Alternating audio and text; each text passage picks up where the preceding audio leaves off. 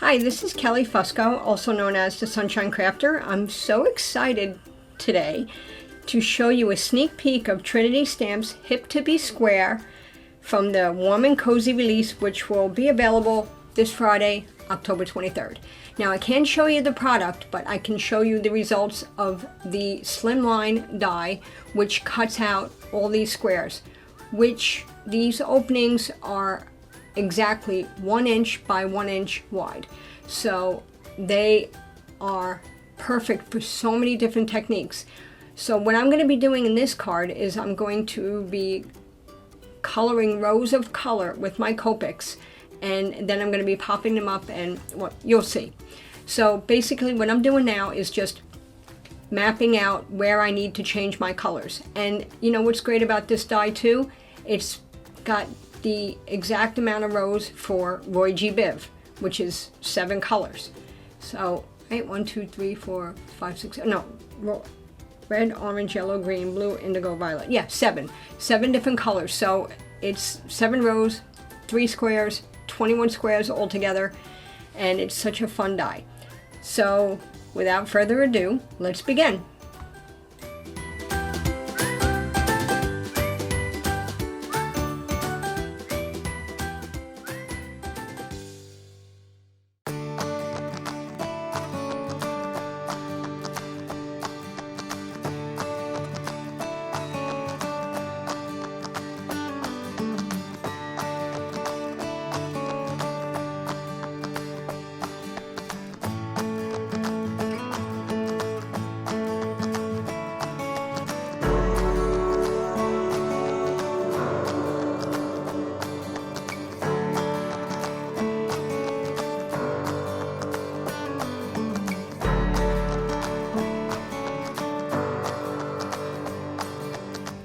Now here I'm just lining them up to make sure that my rows were lined up properly and one didn't go into the other.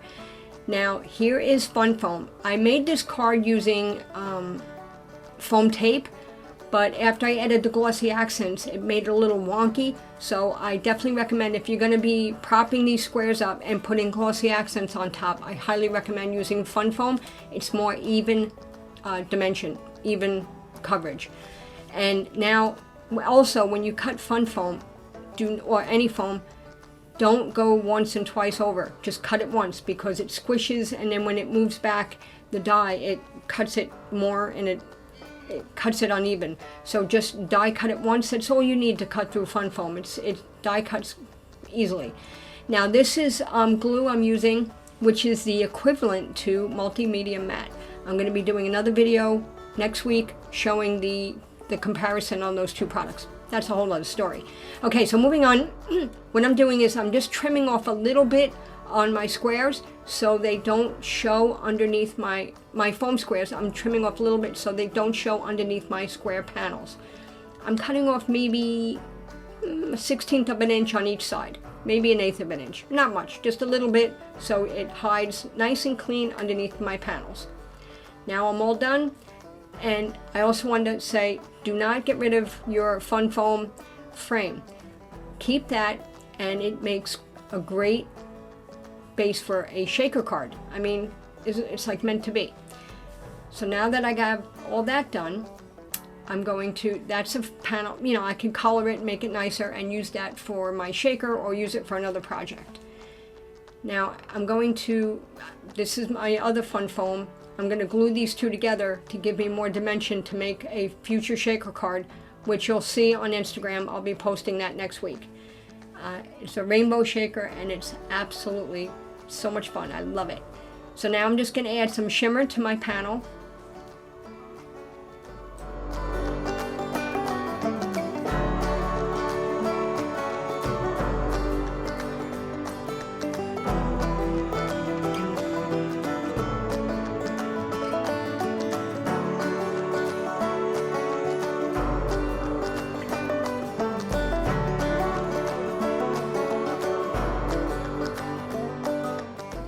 When adding glossy accents, I highly recommend keeping a Pokey tool of some sort, whether it be a needle or a Pokey tool like I have right there on the left, to pop any bubbles. Even though you squeeze them out on the side on scratch paper, somehow, some way, bubbles always appear, and when it's dry, they really are noticeable. So you got to make sure, tilt it in the light and make sure, that's what I'm doing here, to make sure I got all my bubbles out.